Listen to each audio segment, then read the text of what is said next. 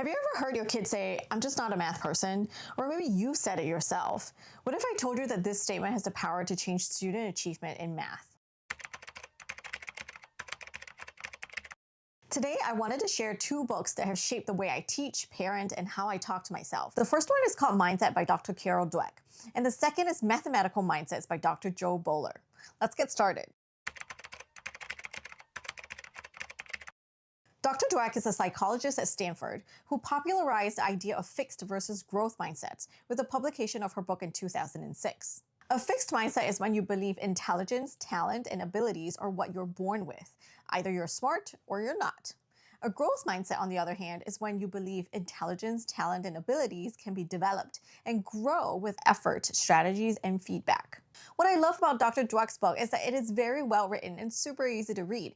It is relatable too because she talks about how mindsets matter and can be applied in every facet of our lives, from parenting to leading an organization to winning in sports. One of my biggest takeaway in this book is the idea that different kinds of praises can result in drastically different mindsets. Dr. Dweck and her team conducted a study where they praised a group of students for ability, like, "Wow, you must be so smart," and another group of students for effort, like, "Wow, you must have worked really hard." What they noticed was that the students who were praised for their ability developed a fixed mindset and rejected any challenging tasks that could potentially cast doubt on their talent. But the majority of the students who were praised for their efforts wanted to try challenging new tasks that they could learn from. In other words, this group of students developed a growth mindset instead. The results of the study left a huge impact on me. I read this book a few years ago, and since then, I've been really intentional about how I praise my students, especially the ones who are doing really well in math, because I don't want them to fall into a fixed mindset. I actually have been using this with my baby too. I've been trying not to say things like, "You're so smart" or "You're so good at this." Instead, I say something like, "I can see you're trying really hard." Dr. Dweck shows us in her book that mindsets can be applied across different fields and integrated into daily life.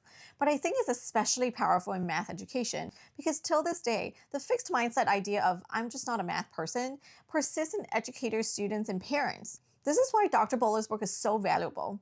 Dr. Boaler, also a professor at Stanford, extended Dr. Dweck's theories and ideas and presents us with practical and actionable best practices that we can use in math classrooms to develop a growth mindset. There's so many gems in this book that it's impossible for me to discuss them all here.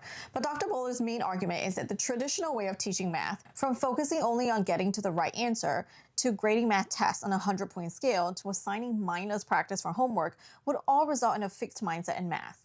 What we need to do is to radically change up the culture of our math classrooms. Instead of having a teacher lecture students on how to solve math equations, we should build math classrooms into spaces where students have the opportunity to solve rich problems by asking questions and engaging in lively discussions. Additionally, students have to be allowed to make mistakes and learn from them. These are some of the steps we can take to nurture a growth mindset in mathematics learning. My favorite chapter in the book is when Dr. Boaler discusses 5 cases of what she calls true mathematics engagement. Each case revolves around a rich mathematical task that has participants excited, curious, and eager for discussion.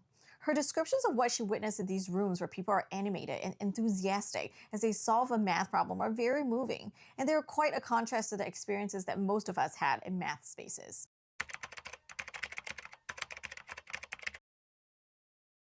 In the last chapter of the book, Dr. Boaler gives us some pointers as to how we can help our students and children develop a growth mindset in mathematics. Many of the best practices that she recommends, like teaching visual mathematics and with manipulatives, valuing depth over speed, building intuition and number sense. Are they starting to sound familiar yet? These are all practices that Singapore has embedded within its math curriculum. After this book, you realize that all these ideas aren't just theories. Dr. Boaler's research demonstrates that when teachers embrace opening up the math classroom and provide a safe space for students to make mistakes and bravely attempt challenging tasks without any fear of failure, student achievement, confidence, and enjoyment in math would dramatically improve. Dr. Dweck and Boaler do not need me to be marketing their books for them. They're selling like hotcakes. But I just thought that if my sharing and thoughts could get one person to read either book, then I've accomplished my goal.